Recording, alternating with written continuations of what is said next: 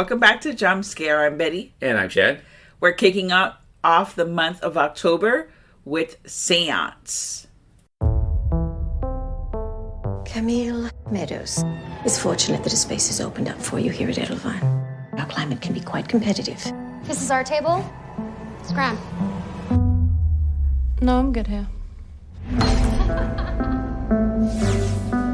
That light keeps flickering. It must be the ghost again.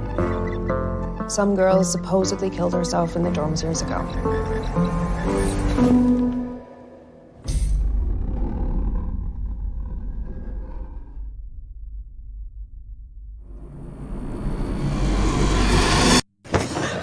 I'm not sure I believe it. What if I told you there's a way we can find out? So you're gonna do a seance? Spiritus oratio nostra, oporte loquantur inter vos.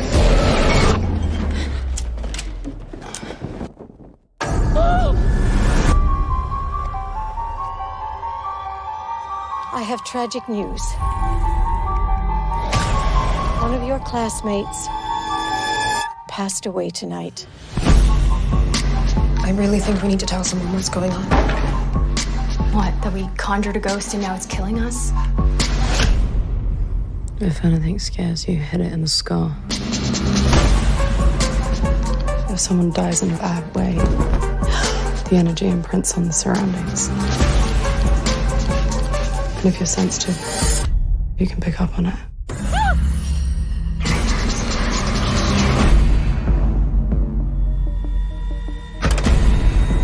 Edelweiss ghosts rise up to us. Edelweiss ghosts rise up to us.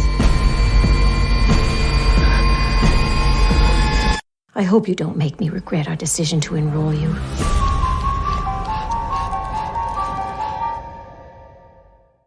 This is a Shudder film. Yes. We watched it on Shudder. Oh, is that why it was a Shudder film? It is written and directed by Simon Barrett. It's actually his directorial debut. Say that 5 times. He has co-written in the past The Guest and the last Blair Witch Project film, among others. And the music was, which we sometimes will say who the music is composed by, but this music was composed by the German composer known as the Sicker Man. Okay. I have to mention that because this is one of those films where The music is better than the movie. the music is it stands out. It stood out to me. I was like, oh, okay, I'm digging this music. The last time I think I felt this way, because I feel like there is a movie recently that I saw that did have like music that I liked, but was It Follows. And it's not like It Follows, but it has that same, it gives you that same feeling like, ooh. There's some recognizable faces in the film. The headmistress is Marina Stephenson Kerr, who was in Channel Zero, seasons 1 and 4. She also was in, what's that movie that I told you that she was in? I forgot. And Suki Waterhouse is also in the film. She plays Camille Meadows. Yeah, the special Camille Meadows. Camille Meadows. I just want to say that this is my favorite film of the year. I'm sorry, Maria Stephenson Kerr, Cult of Chucky and The Grudge. Oh, that's it. She's not, a stranger to horror. The film starts out with some fake snow, and that both of us were like, what is up? I thought it was rain. I thought it was like that fake rain. Yeah. But it's snow that just looks terrible. And it actually was very cold on set for the actresses, for everyone. Was snow on the ground already, so I don't know why they felt the need to have fake snow at the beginning to let us know it was snowing. We just had to look around and see the snow everywhere, and we got the idea. I was not about it with the fake snow. I was like, oh no, this is not going to be a good film. See, this is probably one of those notes from a producer that's like, hey, I know there's snow everywhere and you can see everyone's breath when they're outside, but we never had a shot where we saw the snow coming down. So how will people know it snowed? If you cannot afford if you cannot afford snow, George Lucas snow, or what's that other dude? Peter Jackson snow. Yeah. Do not put snow in the film. If you can't afford to do the effect right, just let it alone. It's fine. That is my only negative thing about the film.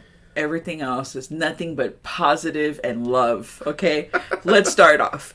So, I am a sucker for boarding school girl movies. Now, there's a ton of movies where girls are at school, like Sorority House or The Craft, but they leave for the most part, they're not in the school and live, at the same time. The sorority house, the women are, they live on campus and they're going off to their classes. The Craft, obviously, they went home. This is one of those films like Suspiria and Black Coat's Daughter, where everyone is in one location. They should eat, breathe, learn in said location. I love those kinds of movies. There's just something about, not being able to leave. There's nowhere to hide. You can't just go home underneath your covers and be safe. Not that, even if you could, you would, but you wouldn't be safe. But you know what I mean? There's no, you can go off somewhere. This is where you're at, and this film is a mix of genres, okay? Just like Malegnant, just like Malignant, which was just all genres. This one, we have deemed it as a ghost slasher. Yep. Also, mystery. There's a lot. Also, what was James Bond? Yeah, you get a lot of secret agent ghost slasher film. Yeah. Okay, that's what we're putting it in this category. Because it covers all of these genres, and that's what makes it my favorite film. Shad did not have the same experience, I think. I think he had the opposite experience. Yeah, about partway through it, I was like, what the hell is going on with this movie? Are they kidding me with this right now? Because once you start seeing that, okay, is it a ghost? Is it a slasher? What the hell is going on? Oh, it's a ghost slasher. Okay. We will definitely note spoilers. Okay, so from this point on, there's going to be spoilers because you can't help it if you want to talk about this with any kind of meaningful discussion. Yeah, or you just don't want the film ruined for you. I already ruined it by telling you it was a ghost slasher because there's howling wind. Perfect. I hope that the mic picked that up because it's just perfect for this thing. So we have, the film opens up. We got a group of girls standing in front of a mirror, doing the Bloody Mary thing, basically. Yeah, doing the Bloody Mary thing, but calling the Eldivine Ghost, which is the name of the school. And they're calling upon this ghost. They have to do it at exactly 3 a.m., right? Or 3 p.m.? 3 a.m., because it was the middle of the night.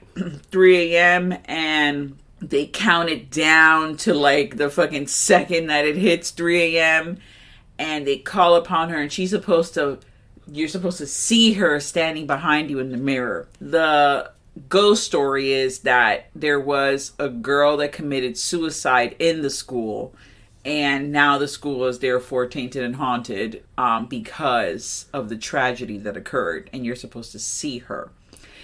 The girls actually they do it. Nothing happens. Of course, there's agitation and there's a nerdy girl. This is stupid. This is not working. Whatever. Blah blah blah blah blah.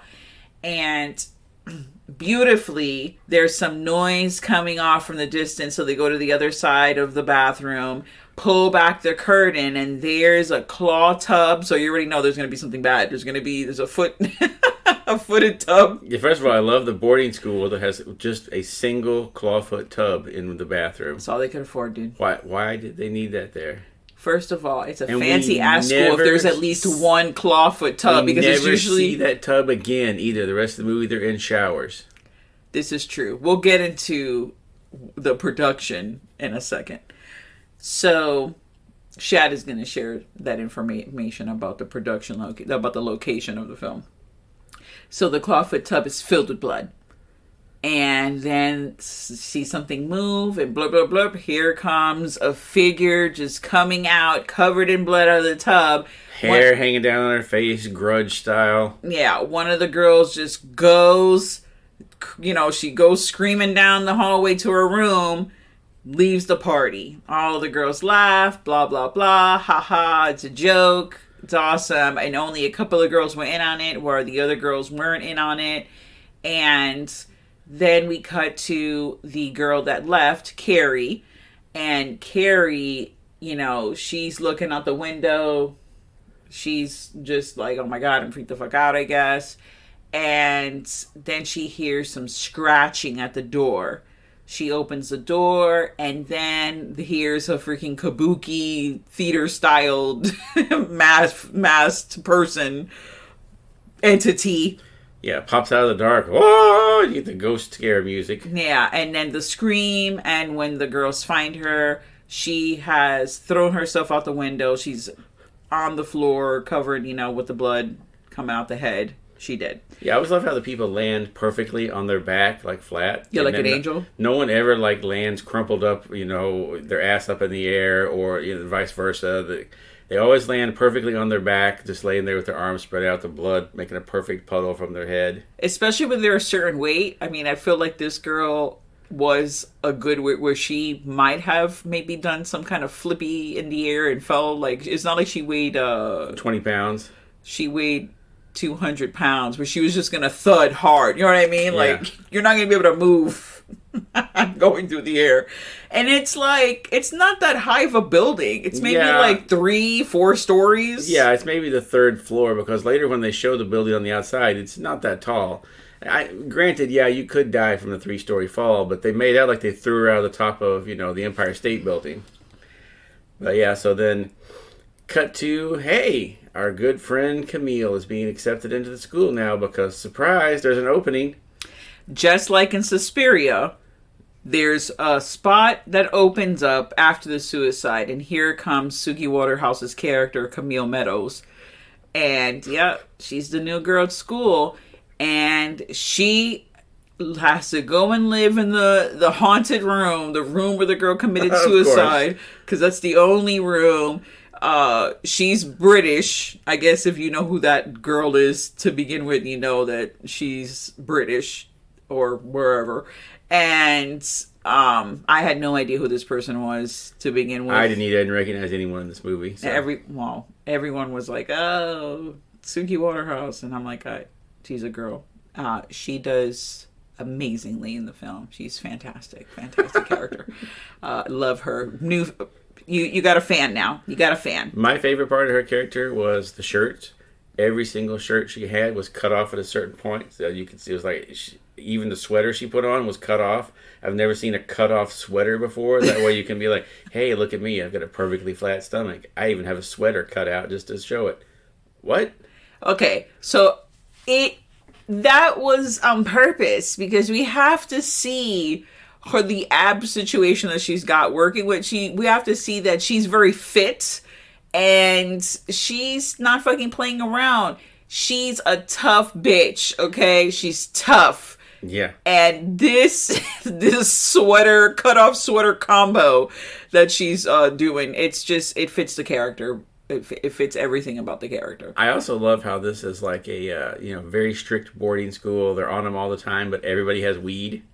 Everybody's like, yeah, you want to go smoke some weed? Take some Xanax? Everyone's got drugs everywhere on the campus, and you're like, man, they really don't check very well there, do they? Okay, well, we all know that Xanax, these are girls in a boarding school, so of course, obviously, they have access to that, and I'm sure they have a prescription. And then also the weed is legal, dude. I mean, in a lot of states. I don't know where this was supposed to take place. It was somewhere fucking cold. We're going to say it was Colorado. You could smoke They're all supposed to be under 18. So, no, you can't. Maybe they got cataracts early. I don't know. Yes. A lot of glaucoma in that school. Oh, because freaking student in the history of horror films was doing drugs? No, I'm just saying You just thought it was just ironic. And hilarious. For this like uptight boarding school, there's a lot of drugs floating around in here that no one seems to be noticing. What made it uptight? That they were mad that girls were just dying left and right, or what? Well, no, you got the typical the house mom running around every 3 seconds. Every time they do something, she's there within a second. And it's like, guys, are you fighting? I see you're fighting again. Like, she's there 2 seconds after anything happens throughout the movie, but yet she never notices there's a lot of weed and pills floating around. Just seems kind of weird. She sees what she wants to see. She's a busy lady. And apparently there's only one other teacher. They only show like Yeah. one teacher that does the typical. There's always has to be the scene of them learning in class and like looking out the window. It's the classic Halloween, I'm going to look out the window. Maybe I'm going to see some shit. Maybe I'm thinking about something. And the teacher's going over her fucking lesson, which may or may not pertain to something that may be coinciding with, the people in the film. So that occurs in there, of course, because you have to have that classic scene. The girls, they are just what you think boarding school girls could and would be. There's the cliques. And there's, the major bitches that are running the school. And they do not appreciate Camille Meadows sitting at the table. Mind you, there's no reserve sign. There's a whole table of like 6 chairs. One of those long ass, like medieval fucking tables that are like 29 feet long. That's there. She's just sitting there chilling, just listening to her music, reading, trying to catch up with the large amount of work that she has to catch up with. Because obviously she started school midway. And they get into an altercation. It's the classic, bitch, this is our seat. I will say this, though. I was surprised on this one. As soon as they shoved her just a little bit, she just punched the bitch in the face. Because Suki Waterhouse is not fucking around. Apparently I told you, not. she has the power of the cropped sweaters on her side. Okay, and that shit gave her mad power. She could take a punch. Four of the fucking girls ganged up on her and started beating the shit out of her, which I always think is real fucked up. It's like, if one person in your gang starts some shit, that person, street rules, that person should be the person that fights. All the other people should stay on the side and just on the watch lines. Like, just stay there. Don't jump in. That's not a fair fight. That is a freaking wimp's fight. Have you not noticed? That's how you get the fight won. That's how James Bond beats all these people, because there's 40 guys and they all come at James Bond one at a time. If they all ran at him at one time, he'd be dead. That's true also, but he also has gadgets on his side, doesn't he has cyanide fucking gas in his damn watch and, freaking if they all just grabbed him, they'd take that shit away from him in 2 seconds, it'd be done. Knives in his shoes. He has knives in his fucking shoes. You know what the first rule of street fight is? There are no rules. Wow, okay. So they beat the shit out of her. Like, everyone leaves without a scratch because she only slapped the freaking girl that spilled water all over her. And then they're like, you know what? A slap means you're going to get punched in the face 29 times. Like, just like, what is this? Of course, they get caught by the, headmistress. Boom, she was right there. And that's how the group is formed. Because from this fight, they now start the shenanigans. They're all put in detention, and now detention brings people. It's the Breakfast Club rules, okay? Detention brings you fucking together. And I particularly like this one. Is not like, hey, we're not going to whip out a Ouija board because that would be stupid.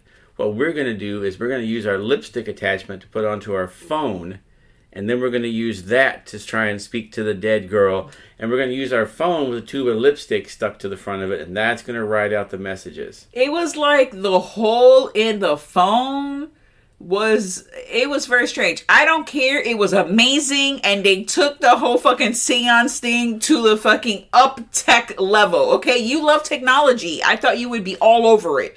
The lipstick writes. They asked the questions. No one had a pen? No, you can't do it like that because it's supposed to be that would like be dumb, yeah. It's supposed to be the equivalent to a planchette. You can't write with a planchette. Yeah. So exactly. it was an amazing planchette / writing device. So would a Sharpie. Nevertheless. And also, you know later on in the story why they had to do that, because of blankety blank blank. Okay. So they have the fantastic tool of calling upon the spirit. And they're asking their friend Carrie, like, who killed you? Like, what's up? And she tells them... A ghost. She went full Scooby-Doo. Yes. And the scene in the movie is very important because you find out they're all in theater. You know, of course, at fancy school, you're going to have some kind of ballet / theater, you know. Because we've seen Suspiria. We know how this was supposed to go. And they all have made these kabuki style, like, masks of their faces. They all have it. So it's a thing that happens every year. You know, when you go to these foo-foo schools, they don't change the curriculum. They're like, we're going to do the same shit every day, all day, for the next 50 years. So everyone that has been a student in this school, wink, wink, has made this mask. Participated in the same theater thing. So everyone's a suspect. Exactly. Yeah. Exactly. Everyone is a suspect. And they find out, you know, that it's the Edelvine ghost that did it. And, you know, the movie has some good... I like all the kills in the film. Just like, for those of you that have seen The Boy, a lot of the things that happen in the film, and that's where borderline supernatural and slasher, because you find out that whoever is doing this, well, you find out it's a who, and they have access and know, like, passageways. This is an old ass, you know, freaking building that's been up probably since like the 1900s. So they know all the passageways and tunnels and how to get into the rooms without opening, like, the only door that's in the room. There's other ways to get into these rooms. And that's the way that the killer does what they need to do. But you don't find this literally until, like, the last, 20 minutes of the film, when there's the reveal of who's involved, why they're involved, you know, and the movie kind of ends with a mystery. The mystery is of Camille Meadows. The Mystery of Camille Meadows. That's the next film. Yep. It's a sequel. Seance, The Mystery of Camille Meadows. I don't know what the thought process was behind this. I am feeling really good about these future films that are coming out that just have multiple genres in them. If this is the new wave of films for 2022, I'm all for it. Why do we have to have one movie be one thing? Why can't one movie be all things? You know, let's just throw random shit in there. Mix it up and make a fucking amazing movie salad. Like, I'm ready to eat it up. And I'm eating this film up all the way. Yeah, so it goes, you find out that there's a conspiracy with one of the girls, and of course the only dude that was on the campus the entire time, the handyman, of course. Who's the son of the headmistress. He's the only guy. So you know he's up to shenanigans. He's a young guy. So you're like, well, if he's the headmistress' son, then, you know, he's done some shit and she's covered it up. Surprise, he's done some shit. And, you know, they're in on it. There's a whole elaborate point of, the girl that's behind it, she stole an essay from the other girl. Carrie. And they were going to find out about it, so she had to kill her. So they staged a whole ghost prank so that they could later murder her and claim she was afraid of the ghost. And then, this is where I feel like it gets a bit much. So, foreshadowing, at the beginning of the film, after the suicide and after Camille, whatever, joins the thing, we find out that one of the girls was selected for this prestigious scholarship. She's in the running with her essay. And it's just mentioned, you know, and then you never fucking hear anything about it. Maybe later on she's like, oh, I'm so, excited about my essay. But this is literally, the essay would be in the Eldivine, like, Gazette or whatever later on, like the next week it was going to come out where everyone would be able to read this story. Yeah. And the thought process of, I have to kill the one girl who I stole the story from, Okay.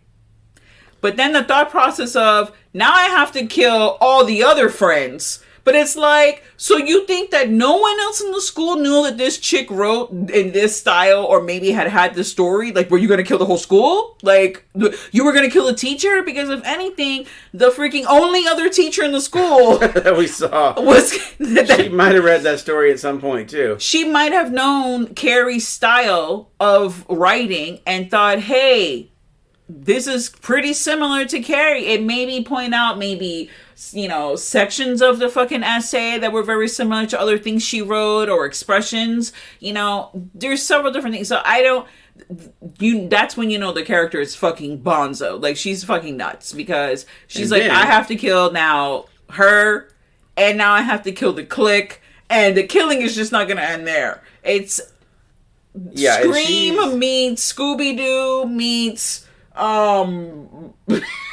any fucking boarding school movie. Yeah, you've got ghosts. They're faking ghosts. That's the Scooby-Doo part. They're faking ghost attacks to make everyone afraid. Yes, but they're actually just murdering everyone. And extra spoiler alert: there is a fucking ghost. Yeah, there's a real ghost too, but she doesn't do anything. We just see her pop up and wave to people. She's a pop-up ghost. She's a friend. She's Casper. She's Carrie, the friendly ghost. That's where she is. And then in my favorite part of it, when Camille and another girl are caught by the slashers that are faking the fake ghosts. They're explaining what they're going to do, because like every Scooby-Doo villain, they always explain everything, because you're never going to get away. So I'm going to explain my entire master plan to you step by step. Then Camille's like, ha ha ha ha. By the way, did you know I'm not really Camille Meadows? Bum bum bum! I'm a secret badass who carries knives and extendable, sticks to fight with, and I'm a badass fighter and all this, and I'm going to beat the shit out of both of you. And then suddenly revealed, Camille Meadows, not her real name. She has no real academic background in this. That's why there was a scene earlier where she was trying to ballet dance and she was about as good at it as I am. And you're like, oh, something's wrong here. Yeah, yep. She didn't know anything from the readings from that one class that she took. Yeah, so she was just there. She was just like the tough punk kid that was there to avenge her friend, because Carrie was her friend. Her only friend that she ever had in her whole life, because she asked the guy, she asked the killer, she was like, how many friends did you have? And he was like, I don't know, a couple. She's like, I only had one. Boom, reveal, only one friend. And it's like, oh, okay. And then they show her immediately make friends with another girl at the school and get into a sort of romantic relationship with her. And she was there for 3 days. So she was capable of making friends. She just chose not to, I guess. She lived in the hard streets of somewhere, and that was just too much for her. And she had a past. She didn't even remember what her name was anymore, because she had left it many eons ago. Well, my favorite part of this was the very end, where the evil killer is explaining how I'm going to get off from this. My mom will get me away with it. I'm rich and I'm a white male and I'm going to get away. So she, with one hand, turns over a file cabinet. This file cabinet is so sharp and so heavy that it just rips his head off of his body and spews blood and guts everywhere. It was the power of the fucking crop sweater. Again, I'm going to tell you, that's what it was. It must be, because this 90-pound girl could flip over this giant cabinet that was so heavy, it cut his head off cleanly. I think I'm being very generous with that weight. I think she's more like 75 pounds. She looks great. She looks fantastic. She's a strong woman, just cutting people's heads with 400-pound metal Also, why was the edge of that file cabinet so fucking sharp? Who was down sharpening the edge of the file cabinet, for Christ's sake? You can't tell me that those old, freaking school 70s metal fucking cabinets, you never caught yourself a sweater or an elbow or something on one of those things. Those things are dangerous. On the corner, yes, but the whole edge of it wasn't like a straight razor. People weren't down there slicing their fruit and shit on the side of the thing. You don't know that. That's what made it, that's why it was in the basement, because it was the very dangerous cabinet they couldn't have in the main floor. But yeah, so then you get the emotional scene where she has to leave, and I love how you can hear the sirens of the police coming in, and she's like, I'm going to take off before the police get here. I don't want them to find me. So I'm going to be the only girl walking down this long, lonely road that goes to the school.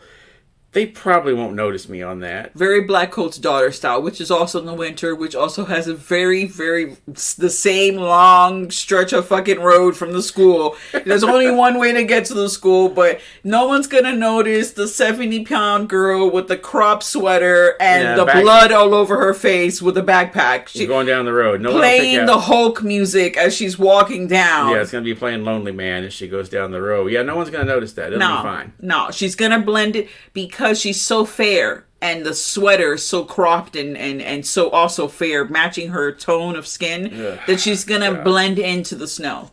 I don't understand why you don't understand that. That's what's happening. Just become one with it. Okay, apparently this film gets from me 5 knives, okay? It gets all the fucking knives. It's my highest rating film to date, all 200 plus episodes we've had. Yeah, I give this movie 1 knife, and that's as wow. I did not enjoy this movie. 1 knife. Yeah. 1 knife. That's the knife I want to throw at the TV and change it. What are you talking about? You didn't love this movie? Like, what was there not to love? The characters, you wanted them to die. All the kills were amazeballs, okay? Kabuki killer that's Slash finds out that it's not a killer. It's Scooby-Doo style, the man behind the mask. Actually, it's a kind of a Scream thing because it's a duo, but change it up. One of them is a woman. Boom! Yeah. Drop the mic. They would have gotten away with it if it wasn't for those meddling kids. Which happened to be them. They stood in the way of themselves. Yeah, I don't know. I couldn't get into it. It's fine. Like I said, it's entertaining, but it doesn't hold up to a lot of scrutiny. The more you think about it, the less sense it makes. It doesn't need to make sense. Malignant didn't make sense. This movie makes just as much sense as Malignant. If you... Oh, okay. So you can accept a freaking parasitic twin that's growing in the back of someone's head that takes over, makes a person dream, and makes him into a Matrix fucking killer. That's believable. But this is not. This is just so far-fetched. Yeah, this one just didn't do it for me. Okay, well. I think once they had the fake snow, and there were girls in the movie, there were young girls, you were like, I can't deal with any of this school bullshit. I'm done. Yeah, the crop sweater killed it. That was the end of it. Oh, goodness. Well, I said earlier that we were going to mention the production, so... Yeah, apparently they filmed this across several different buildings because no school would actually allow them to film there. Because, schools don't want to be associated with murders and ghosts now. So it was an old bank building. I think it was a house. It was a lot of places. So... Yeah, that's why it looks weird, because it's the same thing in that movie we covered a few years ago called Five Girls, where you saw, it's like, oh, okay, here's the dorms. It's just a big empty room that's the same as the classroom they were filming in earlier. It's really hard to get these people to a horror movie film in the school now, apparently. Oh, my goodness. Yes, I gave it all the knives. I found it very enjoyable. I was very skeptical going in. I came out I'm smiling like an asshole right now because I really thoroughly enjoyed the film. I thought it was... Well, I'm glad you had fun. Very enjoyable. At this point, it's just bring it on, Shudder. Show me what you got, okay? I loved it. It was fantastic. Please do not make a sequel, though, unless it's all about Camille Meadows. I want to know... That's the thing about the movie. This movie is going to be mad hated. I think it has a very low rating on, if anyone cares about that, on Rotten Tomatoes. It's, why did they decide to make this character so mysterious? She just came out of nowhere. She has no past. It's a little like The Guest. The mysterious stranger shows up and starts kicking everybody's ass. Yes. But you liked the guest and you could accept that. Wonder why. Well, he went through the special Captain America training program. Oh, okay. They explained that. She may have gone through it too. Maybe they both got it from there, but she didn't want to divulge. She doesn't have to show her balls and be like, hey, look at me. I'm fancy, gone to this Captain America training. She just shows up, whips bitches' asses, and then walks away in her fucking crop sweater in the fucking, snowbound fucking streets. 40 degrees below zero. Why would you need to wear a complete jacket? That's ridiculous. We all know, and I mean we, meaning you and I know, that the reason why she didn't have a jacket was because was a low budget film and one of the girls had to beg some jacket designer, some jacket company. Because they couldn't afford coats. Yeah, to give them coats because it was so freaking cold on set that they got these coats for free. Camille could not get a coat, okay? Apparently not. It was not going to be for her because she had more scenes inside. Think about it. She had more scenes in the interior than she did the exterior of the girls. A lot of the girls got murdered outside and they had to have the coats. Once the girl dies, I mean, maybe it would have been more believable if, hey, now the bitch is dead, I'm going to steal her coat off her body. But I feel like that would have been kind of suspicious when the cops come around and be like, why are you wearing the dead girl's coat? Because reasons. Thank you so much for joining in this fantastic episode of... I'm just going to laugh now for 5 minutes, just fade off into the fucking sunset. Thank you so much for joining us, guys. Stay tuned to the horror. And now, folks, it's time to say goodnight. We sincerely appreciate your patronage and hope we've succeeded in bringing you an enjoyable evening of entertainment. Please drive home carefully and come back again soon. Good night.